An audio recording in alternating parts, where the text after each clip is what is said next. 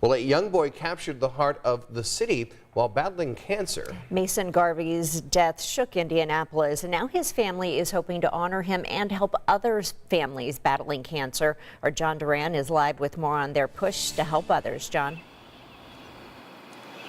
Yeah, Julia, Mighty Mason treated for cancer right here at Riley Hospital for Children for about 2 years. And in his final days, his parents were forced to put Mason in pediatric palliative care or pediatric hospice care, which in the years since his passing realized that care wasn't really up to the standards of that of treating for a child in that type of situation. So now the Garveys, as well as the doctor that treated Mason, are hoping to raise awareness so that families don't have to go through this situation again.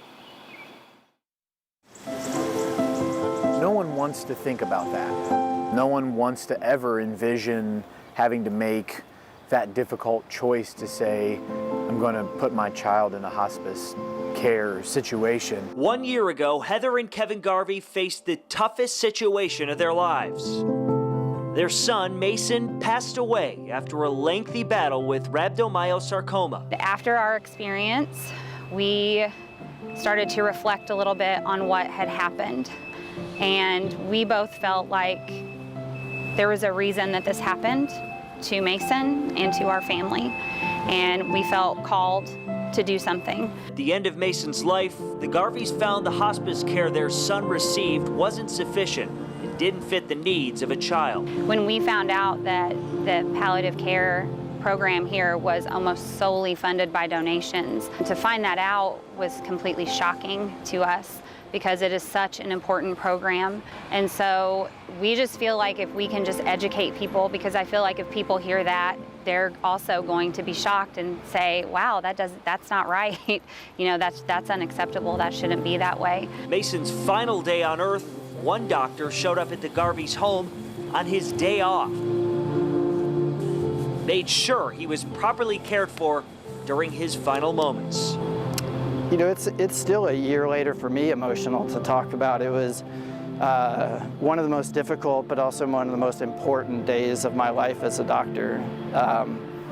To go out there, be with them in their home, and make sure that he was loved and cared for with respect. Wednesday, Dr. Adam Hill and the Garveys met in person for the first time since the day of Mason's passing. He was able to come to our house, and he worked really, really hard to get Mason in a comfortable place. And we will forever be grateful for that. Sometimes maybe that story isn't told of how it affects the doctors and nurses that care for loved ones that, you know, leave a special place in our heart for the rest of our lives. A year later, Dr. Hill's an ally on the Garveys' quest to improve palliative care for children. And I think part of their legacy is, and Mason's legacy is, wanting to build and help us to build at Riley more support and more support services, more staff, more team to really be able to meet the needs of families 24 hours a day. This is hard. Heather's and my life is forever changed because of what's happened, but it doesn't have to all be bad. It's not easy. It will never be easy. But if there's anything that we can do to help make that a little bit less burdensome, I think we want to do that.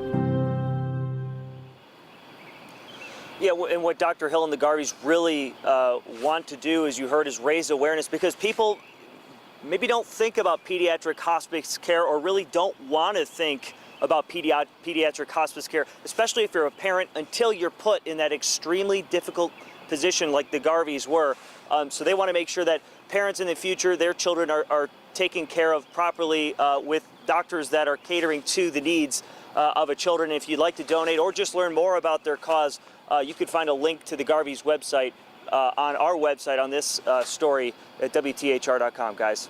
Josh, this is a great story, and it's so sad to even say the words pediatric hospice care because it implies such emotional things there. John, thank you so much. And you know, our big salute goes out to all the doctors and first responders all over the country, but still if you've been to Riley and you see these doctors, what they have to go through with these kids is just amazing, and their hearts are just so huge. It is. Glad to see how they're spreading the word about this and helping others. I had never heard of palliative care for children, and maybe we should. I think it's obvious we should, because if you've had children in your family or friends who've died, as Mason did, boy, it's very needed.